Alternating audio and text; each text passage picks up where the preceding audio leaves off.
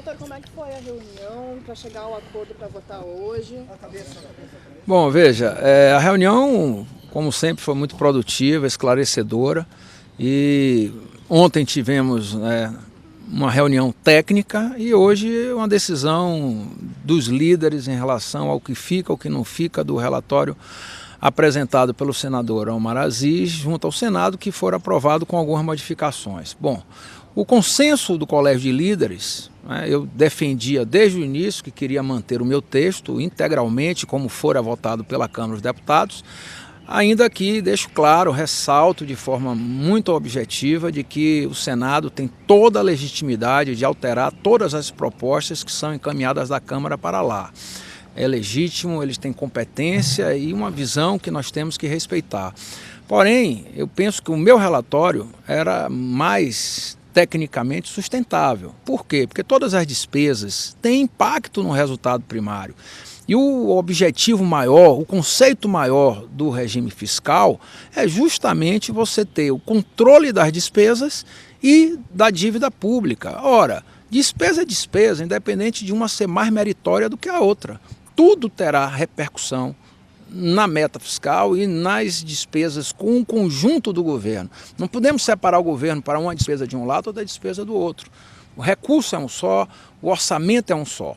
Nessa visão, o Colégio de Líderes decidiu, e aqui eu vou, saindo daqui, fazer o relatório para apresentar ainda no dia de hoje, para seguir a votação no plenário da Câmara dos Deputados, apenas uma única alteração feita pelo Senado que nós manteremos, que é justamente deixar de fora do conjunto das despesas, ou que seja, do teto, o Fundeb e o Fundo Constitucional do Distrito Federal.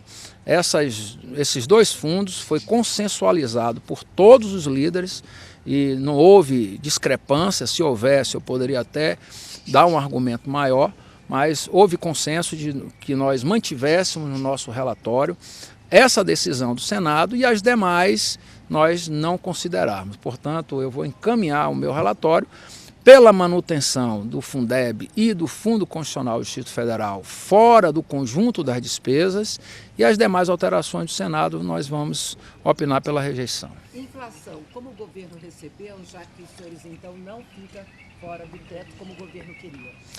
Eu até agora não entendo o objetivo maior da emenda do senador Randolfo Rodrigues, que seria essa, em cima da diferença do IPCA, porque quando nós conceituamos o regime fiscal, deixamos claro que não iríamos trabalhar com estimativas, e sim com números concretizados. Essa diferença do IPCA, ela ocorrerá no final do ano, no mês de dezembro, quando nós apurarmos a inflação de julho a dezembro, pela diferença que ocorrerá em cima do que nós deixamos claro que seria de junho a julho, considerando o ano de 2023 e 2022.